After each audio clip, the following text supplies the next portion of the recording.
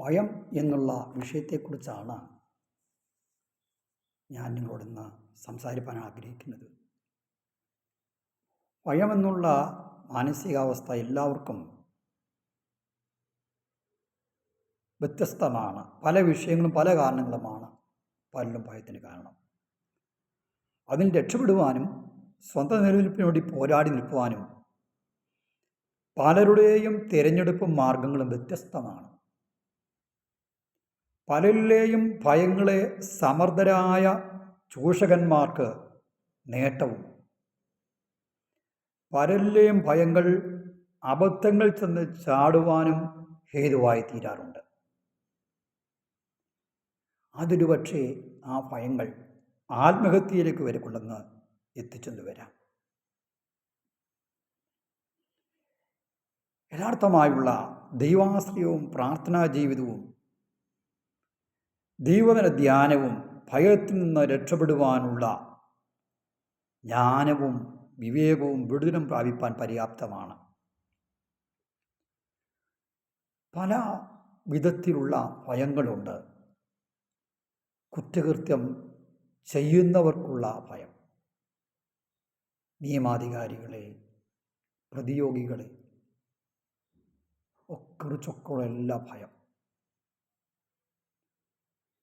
അതായത് ആദാഹവമാർ ഏദത്തോട്ടത്തിൽ വെച്ച് വലിയവനായ ദൈവം വിലക്കിയ കനിയെ ഭക്ഷിച്ചപ്പോൾ അവർ നഗ്നരായി തീർന്നു.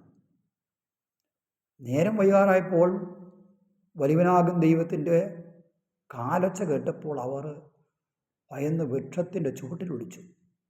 ഈ ഭയം എങ്ങനെ ഉണ്ടായി? അവർ പാപം ചെയ്തതിൽ നിന്ന്, അത് മുഖാന്തരം അവർക്കുണ്ടായ നഷ്ടങ്ങൾ, ദൈവമുമ്പാകെ നിൽക്കാൻ കഴിയാത്ത ഭയം, കടക്കണിയിൽ പെട്ടവർക്കുള്ളതായ ഭയം. ഏതെല്ലാം നിലയിൽ കടക്കണികൾ ഉണ്ടാകാം. ചില ബുദ്ധിമോശം കൊണ്ട് കടക്കണികൾ ഉണ്ടാകാം. ചിലപ്പോൾ നിസ്സഹായ അവസ്ഥയിൽ കടക്കണിയിൽ പെട്ടുപോകാം. ദാമ്പത്യത്തിനകത്തു നിന്ന് പുകഞ്ഞു നീറുന്ന ചില വിഷയങ്ങൾ ആ കുടുംബാംഗങ്ങളിൽ പ്രായവിനെ ഏവരെയും ബാധിച്ചെന്ന് വരാം. ആ ഭയം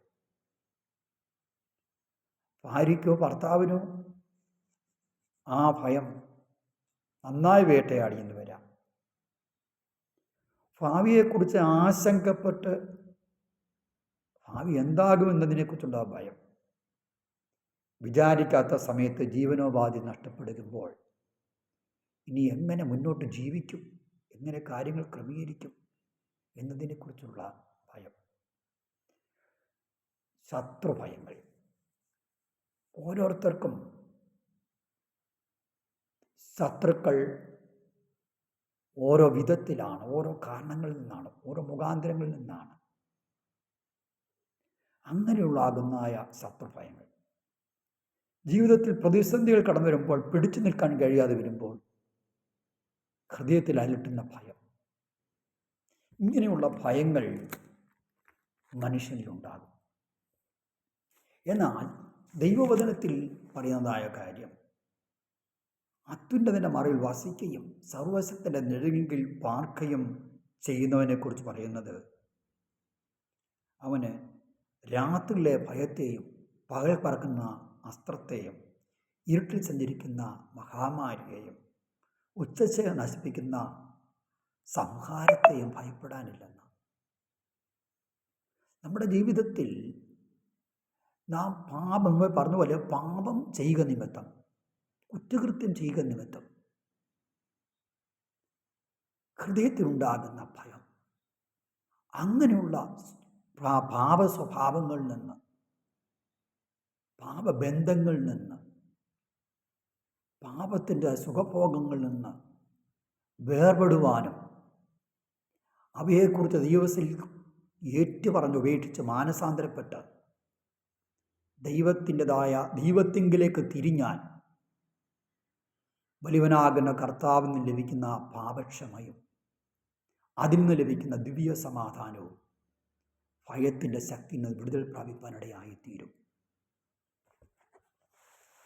ജീവിതത്തിൽ നാമയഥാർത്ഥമായും ദൈവത്തിൻ്റെ കൽപ്പനകളും വിധികളും പ്രമാണതകളും അനുസരിച്ചാൽ, അവയെ ധ്യാനിച്ചാൽ പാപത്തെക്കുറിച്ചുള്ള ജ്ഞാനവും അതിലകപ്പെട്ടാനുള്ള ഭവിഷ്യത്തെക്കുറിച്ചുള്ള വിവേകവും നമുക്ക് ലഭിക്കുകയും നമ്മുടെ ജീവിതത്തിൽ അതിനെല്ലാം നമുക്ക് സ്വതന്ത്രമായി പാപത്തിൻ്റെതായ എല്ലാ ഭയങ്ങളിൽ നിന്നും നമുക്ക് രക്ഷ നേടുവാൻ കഴിയുകയും ചെയ്യും. ജീവിതത്തിൻ്റെ ഭാവിയെ ഓർത്ത് നമ്മൾ ഭാരപ്പെടുമ്പോൾ, ജീവിതത്തിലെ നന്മകളുടെ വഴികൾ അടയുമ്പോൾ ഉണ്ടാകുന്ന നാം ഭയപ്പെടുമ്പോൾ, വിവിധമാകുന്ന വിഷയത്തോട് ബന്ധത്തിലുണ്ടാകുന്ന ശത്രുഭയത്തെക്കുറിച്ച് മനസ്സ് ആകുലപ്പെടുമ്പോൾ, ഭയാശങ്കയിലാകുമ്പോൾ, ജീവിതത്തിലെ പ്രതിസന്ധികൾ ജീവിതത്തിന് നേരെ കടന്നു വരുമ്പോൾ ഹൃദയം ഭയപ്പെടുമ്പോൾ, യഥാർത്ഥമായും ആശ്രയിക്കാവുന്ന ഒരിടം വലിയവനാകുന്ന കർത്താവിൻ്റെ സന്നിധി മാത്രമാണ്. കർത്താവ് പറഞ്ഞു, അധ്വാനിക്കുന്നവരും ഭാരം ചുമക്കുന്ന എല്ലാവരുമായുള്ളവർ എൻ്റെ അടുക്കൽ വരുവിൻ, ഞാൻ നിങ്ങളെ ആശ്വസിപ്പിക്കാം.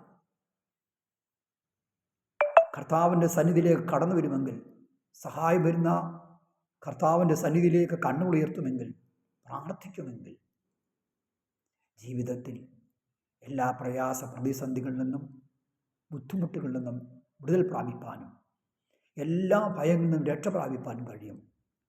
അതിനുവേണ്ടി താങ്കളെ കർത്താവിൻ്റെ സന്നിധിയിലേക്ക് ക്ഷണിക്കുന്നു. കർത്താവ് അനുഗ്രഹിക്കട്ടെ.